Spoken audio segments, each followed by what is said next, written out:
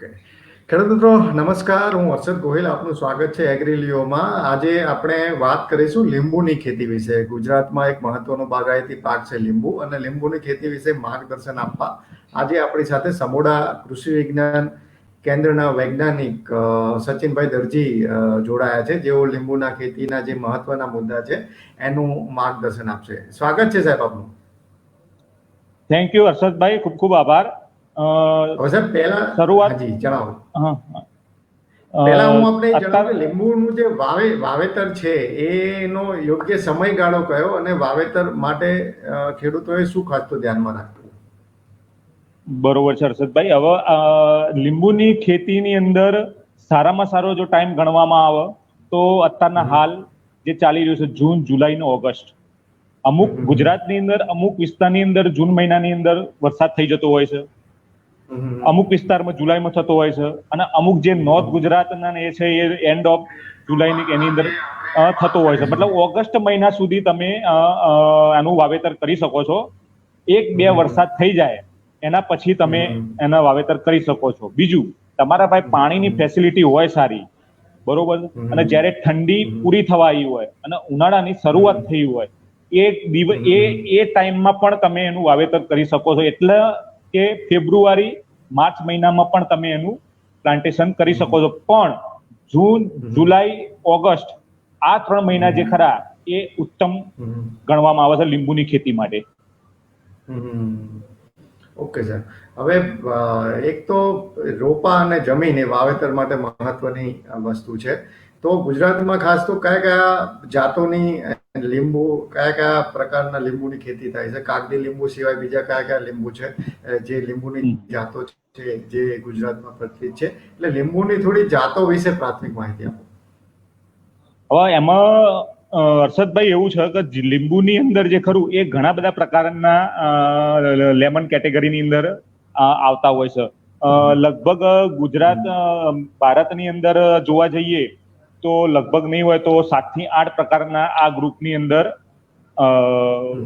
આવતા હોય છે ફળ પાક. ધારો કે લીંબુ છે, હેલો, બરોબર, ગદ્દા લીંબુ છે, આ બધા જે ખરા અલગ અલગ પ્રકારની આ બધી સાઇટ્રસ જે કહીએ છીએ, જે લીંબુની જે પ્રજાતિ કહેવાય, લીંબુની પ્રજાતિની અંદર આઈડિયા આવતા હોય છે, બરોબર.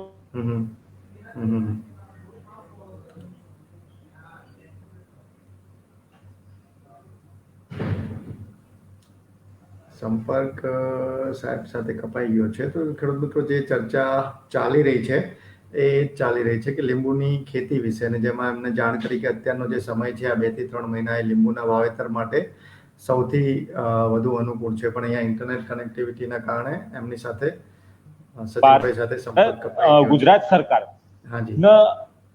એ લોકો પ્રમોટ કરતા નથી સીડલેસ લીંબુની, કારણ કે એ બહારથી આવેલી એક પ્રજાતિ છે અને એની અંદર તકલીફો ઘણી બધી હોય છે. શરૂઆતની અંદર તમને ઉત્પાદન સારું આલે, એની અંદર તમારા કાંટા નહીં હોતા, બરોબર છે, ઉત્પાદન પણ સારું આલે, પણ પાછળની જે બધી તકલીફો જે થાય છે એની ડિઝીઝ ને પેસ્ટ ની જે આવે છે, અમુક જે રોગ જે છે જે આપણે અહીંયા વિસ્તારમાં છે જ નહીં, બરોબર, એ પણ આવતા હોય છે. તો એને આપણે પ્રિફર કરતા નથી. પણ આપણા વિસ્તારના ગુજરાતના અનુકૂળ જે જાત ખરી એ કાગદી લાઈમ અને એની ઇમ્પ્રુવડ વેરાયટી જે છે હાલ એ બાલાજી છે, બરોબર છે. એ કાગદી લાઈમ જ છે પણ એની ઇમ્પ્રુવ કરેલી બાલાજી વેરાયટી છે. તો આપણા માટે 2 સારામાં સારી જાત જે કહીએ તો એ કાગદી લાઈમ અને બાલાજી. ઓકે સાહેબ. હવે જમીન કેવા પ્રકારની લીંબુના ખેતી માટે માફક આવે, ને જમીનની તૈયારી માટે શું કરવું ખેડૂતોએ? જમીનની અંદર આપણે વાત કરીએ તો જમીન જે ખરી એ મધ્યમ કાળી, ગોરાળુ જમીન, બેસર અને સારા નિતારવાળી જમીન હોવી બહુ જરૂરી છે આના માટે. બીજું કે ક્ષારવાળી જમીન હોય એ આ પાકને અનુકૂળ આવતી નથી. ખાસ મહત્વની વસ્તુ એ આ પાક માટે એટલી જ છે, બધી જમીનમાં થાય પણ જે જગ્યાએ ક્ષારવાળી જમીન હશે અને ક્ષારવાળું પાણી હશે ત્યાં પણ આ પાક થઈ શકશે નહીં, બરોબર.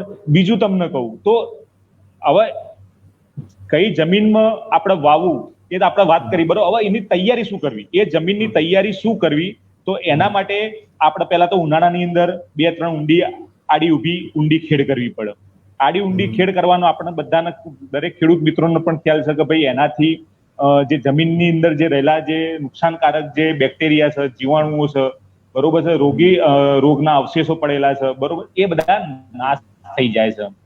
બરોબર. આ બધું જમીનની તૈયારી તમારે જયારે કરવાની હોય એના પહેલા ખેડૂતના દિમાગમાં ફિક્સ હોવું જોઈએ કે ભાઈ મારે લીંબુની ખેતી આ ખેતરમાં કરવાની છે. બરોબર. ત્યારે તમે આયોજન કરી શકશો, કારણ કે મોસ્ટ ઓફ ખેડૂતોનું આયોજન કોઈ ફિક્સ હોતું નથી. બરોબર. તો ખેડૂત મિત્રોને મારી નમ્ર વિનંતી છે કે જ્યારે તમે ફિક્સ કરો કે ભાઈ મારે આ ખેતરની અંદર એનું વાવેતર કરવાનું છે, તો એ ખેતરની અંદર તમે ઉનાળામાં આડી ઊભી ઊંડી 2 થી 3 ખેડ કરો. બરોબર. પછી એની અંદર ખાડા કરવા પડશે. એની અંદર ખાડા કઈ રીતે કરવાના? તો પહેલા આપણે એનું માપ જોવાનું કે ભાઈ આપણે કેટલા માપે કેટલા ગાળે આપણે વાવેતર કરવાનું છે. તો હર્ષદભાઈ, આની અંદર જે ખરું તો 6 બાય 6 મીટરે આપણે વાવેતર કરી શકીએ છીએ અને ઓછામાં ઓછું 5 બાય 5 મીટરે વાવેતર કરી શકીએ છીએ. એટલે દેશી ભાષામાં આપણે કહીએ તો 18 બાય 18 ફૂટે અને 15 બાય 15 ફૂટે. બરોબર. 18 બાય 18 ફૂટ જે ખરું એ આપણા ગુજરાત માટે બહુ માફક આવતું માપ છે આવી રહ્યું. બરોબર છે. તો આપણે 18 બાય 18 ફૂટે ચોકડીઓ કરીને નિશાની કરીને આપણે એની અંદર એ ચોકડી કરી એ નિશાનની અંદર 45 બાય 45 બાય 45 અથવા 60 બાય 60 બાય 60 સેન્ટીમીટરના ખાડા કરવા પડે. એ ખાડા કર્યા પછી એના ઉપરનો જે ભાગ જે ખરો, ઉપરના 1 ફૂટની 1.5 ફૂટની જે માટી જે ખરી એ અલગ કરવાની અને એના પછીની જે 1.5 ફૂટની જે માટી જે ખરી એને અલગ રાખવાની. એ અલગ રાખ્યા પછી જયારે આપણે એની અંદર વાવેતર કરવાનું થાય, પહેલો બીજો વરસાદ થાય, બરોબર છે, અને આપણે જયારે એની અંદર વાવેતર કરવાનું થાય તો જે ઉપલા ભાગની માટી આપણે જે અલગ કરેલી છે એ ઉપલા ભાગની માટીની અંદર 20 થી 25 કિલો છાણિયું ખાતર લેવાનું, 2 કિલો જેટલું તમારે સેન્દ્રીય ખાતર લેવાનું, 10 ગ્રામ ટ્રાઇકોડર્મા પાવડર નાખવાનો અને 10 ગ્રામ પેસિલોમાઇસિસ લિનાસિનસ પાવડર નાખવાનો. ટ્રાઇકોડર્મા જે ખરું એ બજારમાં મોનિટરના નામે વેચાય છે, જ્યારે પેસિલોમાઇસિસ લિનાસિનસ જે કૃમિનાશક છે એ બજારમાં યોર્કરના નામે વેચાય છે. હવે ટ્રાઇકોડર્મા શેના માટે અને પેસિલોમાઇસિસ લિનાસિનસ શેના માટે? ટ્રાઇકોડર્મા જે ખરું એ લીંબુના પાકની અંદર સુકારો આવતો હોય છે. જ્યારે અમુક જગ્યાએ વરસાદ વધારે પડી જાય અને પાણી લીંબુની આસપાસ, થડની આસપાસ પાણી જ્યારે ભરાઈ જાય લાંબા ટાઈમ સુધી, બરોબર, નિકાલ ના થાય ત્યારે એની અંદર સુકારો આવતો હોય છે અને અમુક જમીનની અંદર સુકારાની ફૂગ ડેવલપ થતી હોય છે. તો એના માટે આપણે ટ્રાઇકોડર્મા વિરિડી જે ખરું એ બહુ મહત્વનો ભાગ ભજવતું હોય છે. બીજું કે પેસિલોમાઇસિસ લિનાસિનસ આ જે ખરું એ કૃમિનાશક છે, જૈવિક કૃમિનાશક આયરો પાવડર છે. એ જે ખરું એ કૃમિ ના આવે એના માટે આપણે આલવાનું હોય છે. લીંબુ છે, દાડમ છે, જામફળ છે, આ બધા પાકની અંદર કૃમિ જલ્દી આવતા હોય છે. તો આ બધા પાકની અંદર કૃમિ ના આવે અને આ જમીનમાં હોય છે અને એ નરી આંખે જોઈ શકાતું નથી. એ મૂળ ઉપર ગાંઠો કરે છે અને ગાંઠો કર્યા પછી એનો વિકાસ રૂંધાઈ દે છે, એના પત્તાની સાઈઝ નાની થાય છે, એની 2 ડાળીઓ વચ્ચેની જે અંતર છે એ અંતર ઘટાડી નાખે છે. આ બધું તકલીફો થતી. એટલે આપણે પાયાની શરૂઆતથી જમીનની તૈયારી કરતી વખતે જ આપણે આ બધું એની અંદર આપવાનું થાય છે. બીજું કે જે પોષક તત્વો છે, મુખ્ય પોષક તત્વો અને ગૌણ પોષક તત્વો, તો એમાં શું કાળજી રાખવી એ આપવામાં પાકને? બરોબર છે. હવે એની અંદર હર્ષદભાઈ એવું છે કે જે પોષક તત્વોની અંદર જે મેન જે આપણે જે કહીએ, બરોબર છે, તો શરૂઆતની અંદર આપણે છાણિયું ખાતર બહુ જરૂરી છે. શરૂઆતે આપણે જયારે વાવેતર કરો તો પહેલા જ વર્ષે એક છોડ દીઠ 10 કિલો છાણિયું ખાતર જોશે. બરોબર છે. 10 કિલો છાણિયું ખાતર જોશે. જેમ જેમ એનું વર્ષ આગળ વધતું જાય, બરોબર, બીજો વર્ષ થાય તો બીજા વર્ષે 20 કિલો છાણિયું ખાતર જોશે, ત્રીજા વર્ષે 30 કિલો, ચોથા વર્ષે 40 કિલો અને પાંચમા વર્ષે 50 કિલો. 5 વર્ષ પછી એને વર્ષે 50 કિલો છાણિયું ખાતર આલવાનું થાય. એના પછી નાઇટ્રોજન જે ખરો એ પહેલા વર્ષે 180 ગ્રામ આલવાનો થાય છે, મતલબ નાઇટ્રોજન. બરોબર છે. તો આપણે નાઇટ્રોજન 180 ગ્રામ આલવાનો થાય તો એ 180 ગ્રામ જે ખરો એને આપણે 2 હપ્તા કરવાના છે. ફળવ જે ખરા, જે ફળવ લીંબુ જે છે, મતલબ 5 વર્ષથી 5 વર્ષ પછીના એના વર્ષમાં 3 વખત તમારે 2 વખત તમારે આલવા પડશે. બરોબર છે. આ જે મેં કીધા તમને નાઇટ્રોજન જે ખરો 180 ગ્રામ, બરોબર છે, એ 2 વખત આલવું પડે. જયારે બિન ફળાઉ જે ખરો, જે 1 થી 4 વર્ષના લીંબુ જે છે એને 3 વર્ષની અંદર 3 વખત આલવામાં આવશે. એટલે એના તમારે સરખા 3 હપ્તા પાડવાના થાય. 1 થી 4 વર્ષના હોય તો 90 જે 180 ખરા 180 ના 3 હપ્તા કરવાના, અને 5મા વર્ષ પછી 5મા વર્ષ જે પછી જે ખરું એની અંદર દર વર્ષે 180 એડ કરતા જવાનું. તો પહેલા વર્ષે 180 ગ્રામ નાઇટ્રોજન આલવાનું, પછી બીજા વર્ષે 180 પ્લસ 180 360 ગ્રામ, ત્રીજા વર્ષે 360 ની અંદર બીજો 180 ગ્રામ ઉમેરી દેવાનું, ચોથા વર્ષે જે આપડે 360 જે આવે બરોબર છે એની અંદર બીજો 180 ઉમેરી દેવાનું. એમ કરતા દર વર્ષે 180 ગ્રામ નાઇટ્રોજન એડ કરતા જવાનું. એ જ રીતે ફોસ્ફરસ છે, તો ફોસ્ફરસ જે ખરો એ ફોસ્ફરસ પહેલા વર્ષે તમારે 150 ગ્રામની જરૂરિયાત પડશે, પછી બીજા વર્ષે 300 ની જરૂર પડશે, ત્રીજા વર્ષે 450 ની જરૂર પડશે, ચોથા વર્ષે 600 ની જરૂર પડશે, અને 5મા વર્ષે 750 ગ્રામની જરૂર પડશે. આ એક છોડ દીઠની વાત છે. પછી 5મા વર્ષ પછી એ રેશિયો બંધાઈ જશે. પછી દર વર્ષે ફોસ્ફરસ જે ખરું એ 750 ગ્રામ જોશે. એ જ રીતે પોટાશ જે ખરું એ 100 ગ્રામ પહેલા વર્ષ માટે જોશે, બરોબર. બીજા વર્ષ માટે 200 ગ્રામ, ત્રીજા વર્ષ માટે 300 ગ્રામ, ચોથા વર્ષ માટે 400 ગ્રામ, અને 5મા વર્ષ માટે 500 ગ્રામ. 5મા વર્ષ પછી એ 500 ગ્રામનો એનો કોટો એક છોડ દીઠ એનો બંધાઈ જશે. આ આપણે જે વાત કરી એ રાસાયણિક ની વાત કરી, બરોબર. હવે આ જે વસ્તુ જે ખરી, હવે બિન ફળાઉ તમારા લીંબુ હોય તો એના 3 સરખા હપ્તાઓમાં આલવાનો છે આ ફર્ટિલાઇઝર. એક તો પહેલો તમારે આલવો પડે જૂન જુલાઈ ની અંદર, બીજો તમારે આલવો પડે ઓક્ટોબર નવેમ્બર ની અંદર, અને ત્રીજો તમારે આલવો પડે ફેબ્રુઆરી માર્ચ મહિનાની અંદર, બરોબર.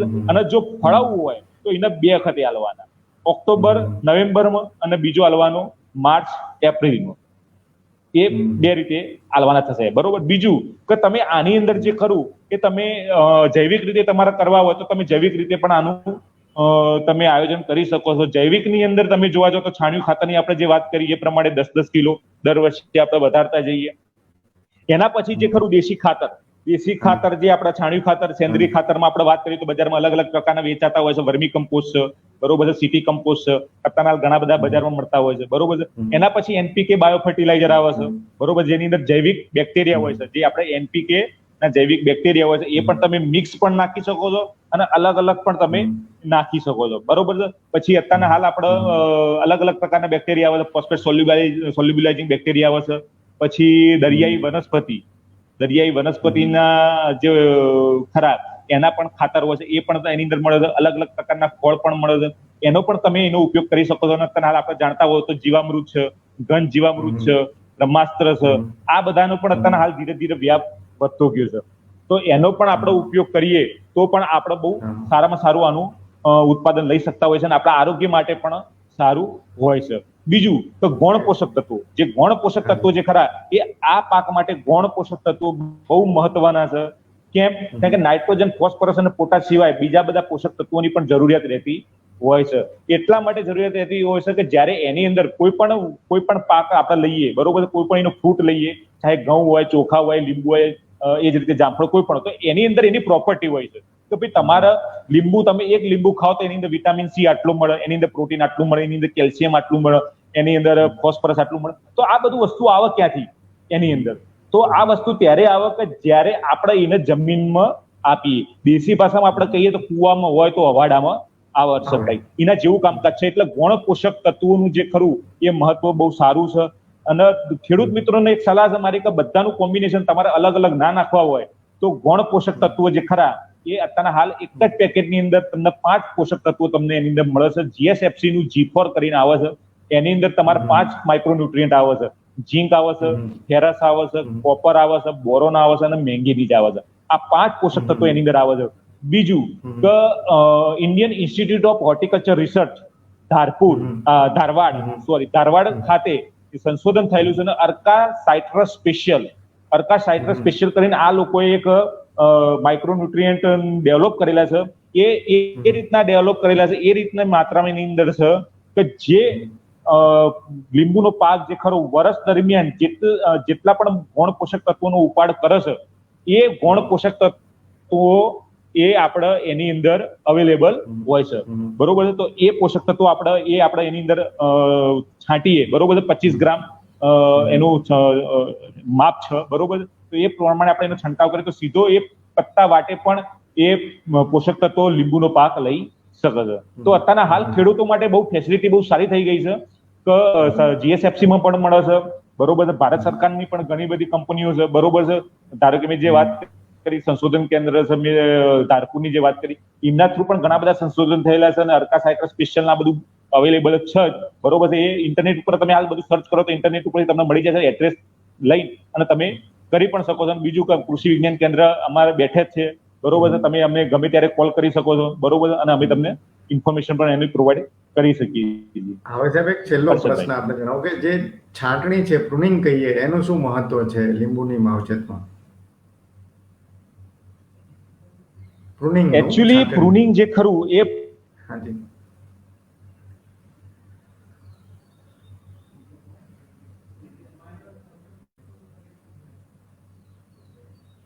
હા, સંપર્ક સાહેબ સાથે તૂટી ગયો છે.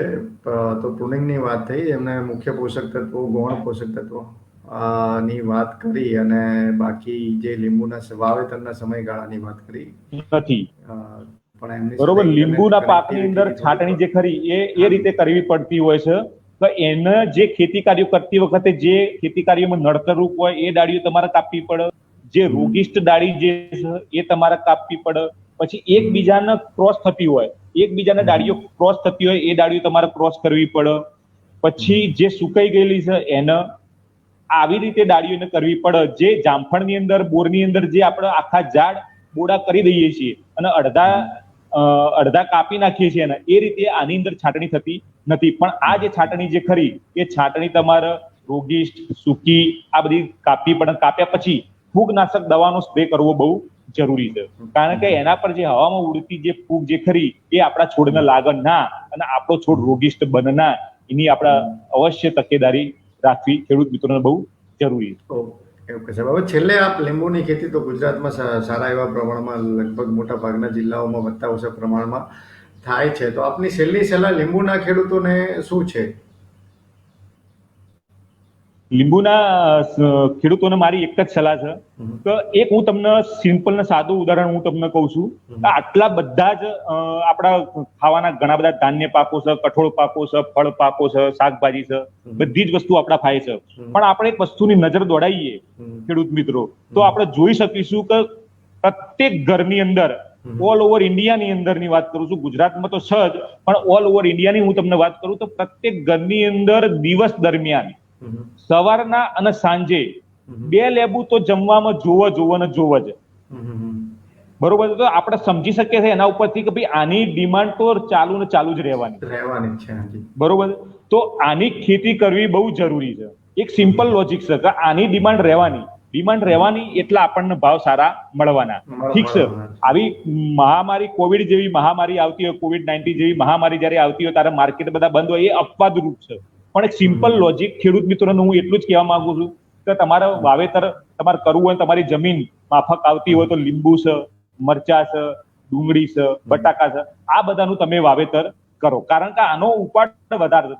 દરેકના ઘરની અંદર બટાકા તો હશે, ડુંગળી જશે, લીંબુ પણ હશે અને મરચા પણ હશે, વસ્તુઓ છે, બરોબર છે. એટલે જો આટલા બધા ઘર રહે, આટલા બધા મકાનો હોય અને એની અંદર જો 2 લીંબુ જો એક જ જમવા બેસતી વખતે જો લોકો 2 લીંબુ ખાતા જ હોય છે અને એમાં કોઈ પ્રૂફ હાલવાની કોઈ જરૂર નથી હોય છે, બરોબર, તો આપણે સમજી શકીએ શું ડિમાન્ડ. બીજું કે તમે કોઈ પણ ફળ પાક તમે કરો તો તમે એક ક્લસ્ટર બનાવો. તમે જે કરો છો એ તમારા આજુબાજુના 20 થી 25 ખેડૂતોને તમે એની અંદર ઇન્વોલ્વ કરો અને તમે બધા આજુબાજુના 25 ખેડૂતો તમે ઇન્વોલ્વ થશો તો સરકારની કોઈ સહાય લેવાની હશે, કોઈ સાહેબને તમારે ત્યાં કણ ઇન્ફોર્મેશન માટે તમારે બોલાવવાનું છે, ચાહે ગવર્મેન્ટ હોય, પ્રાઇવેટ હોય, બરોબર છે, તો એને ઇઝીલી અવેલેબલ થશે, બરોબર. બીજું કે જ્યારે તમારો માલ કોઈ તમારે માલ ગણશે નહીં ત્યારે તમે 20-25 જણા ભેગા થઈને તમારા જે માલનો ભેગા કરીને તમે કોઈ પણ માર્કેટમાં તમે જશો, બરોબર. આજે માની લો કે ધારો કે તમે અહીંયા મહેસાણામાં બેઠેલા છો, બરોબર, મહેસાણામાં ભાવ સારો નથી, બરોબર છે. તમે રાજકોટમાં બેઠા છો તો રાજકોટમાં ભાવ સારો નથી, બરોબર છે. આપણા પાસે જે માલ છે એની ખપત ત્યાં ઓછી છે તો આપણે ત્યાંથી મુવમેન્ટ કરી શકીએ છીએ. જ્યારે આપણા પાસે માલ છે તો આપણે એક આઈસર મોટર નક્કી કરેલી હોય, બરોબર, 20-25 નો માલ ભરાઈ જાય તો આપણે અહીંથી મુવમેન્ટ કરીને આપણે અમદાવાદ જઈ શકીએ છીએ, સુરત જઈ શકીએ છીએ, ઇવન મુંબઈ પણ જઈ શકીએ છીએ, બરોબર છે. અને એક આનાથી શું થાય કે ખેડૂતને જાતે પોતાનો માર્કેટ જોવાનો અને માર્કેટ કઈ રીતનું હોય છે એનો પણ એને એક ખ્યાલ આવે અને ખેતીવાડી સિવાય પણ એ માર્કેટનું પણ એ ધ્યાન રાખી શકે અને માર્કેટિંગ અવેરનેસ આવે એ જાણતો થાય અને એ પોતાનું માર્કેટ ઉભો થાય. જે અત્યારે ખેડૂતો બહુ મોટો પ્રશ્ન હોય છે કે ખેડૂતો પેદા કરે છે અને ભાવ વેપારીઓ પાડે છે, બરોબર છે. તો આજે વેપારી પણ એક ખેડૂત જ છે, એ આપણામાંથી જ આવેલો છે, એ વેપારી કોઈ બહારનો નથી. તો ખેડૂત મિત્રોને આટલું જ કરવાની જરૂર છે. તમને બધી જ માહિતી ઘેર બેઠા મળશે. આજે મહામારી COVID-19 ચાલે છે, બરોબર, તો કોઈ તમારે ત્યાં આવી શકે એમ છે નહીં. ખેડૂત પણ એના ઘરે એકલો છે, સાહેબો પણ એમની ઓફિસમાં એકલા છે. તો આજે આપણે ટેકનોલોજી જોઈ રહ્યા છે કે ભાઈ ટેકનોલોજી કેટલો મહત્વનો ભાગ ભજવે છે. એગ્રીલિયો જે ખરું એ ખેડૂતો માટે કેટલું સહભાગી છે. કૃષિ વિજ્ઞાન કેન્દ્ર એગ્રીલિયોથી કેટલું ખેડૂતો માટે સારું કામ કરી રહ્યું છે, એ આપણે હર્ષદભાઈ જોઈ રહ્યા છીએ, ખેડૂતો પણ જોઈ રહ્યા છે. જે આપણને વિડીયો જોશે એને પણ ખ્યાલ આવશે કે ભાઈ ઘરે બેઠા પણ આપણને ઇન્ફોર્મેશન આમ મળે છે. તો જ્યારે તમારા પાસે સ્ટ્રેન્થ હશે તો તમે બધું જ કરી શકશો. તમારો કોઈ પણ પ્રશ્ન જે ખરો એ ઘરે બેઠા પણ સોલ્વ થઈ શકશે. બાકી ખેતી તો ખેડૂત જ કરવાનો છે, લીંબુ પણ ખેડૂત જ પકવવાનો છે, સારી ક્વોલિટી પકવવાનો છે. પણ આ વસ્તુ બહુ જરૂરી છે, સ્ટ્રેન્થ હોવી બહુ જરૂરી છે. ઓકે હર્ષદભાઈ વાત કરી કે સંગઠન સાથે જ ખેતી કરીએ તો ટ્રાન્સપોર્ટેશન ને એ ક્લસ્ટર હોય તો એક સાથે ઘણા લીંબુનું ટ્રાન્સપોર્ટેશન બહુ સરળ થઈ જાય. અને બીજી પણ બહુ જે ખેતીની લીંબુની ખેતીની જે પ્રાથમિક પ્રશ્નો હતા એ અંગે સાહેબ આપણે ખૂબ જ સારી રીતે માહિતી આપી. થોડી ઇન્ટરનેટ કનેક્ટિવિટીની સમસ્યા છતાં પણ ખૂબ જ એક સારો સંવાદ જે છે કે માહિતીસભર સંવાદ આપણી વચ્ચે થયો. તો સાહેબ ખૂબ ખૂબ આભાર અમારી સાથે ખેડૂત મિત્રો સાથે આટલી સારી ચર્ચા કરવા બદલ. તો ફરી ક્યારેક બીજા કોઈ બાગાયત ધન્યવાદ. પાકની વાત લઈ અને આપની સાથે ફરીથી જોડાઈશું સાહેબ. ખૂબ ખૂબ આભાર. ચોક્કસ.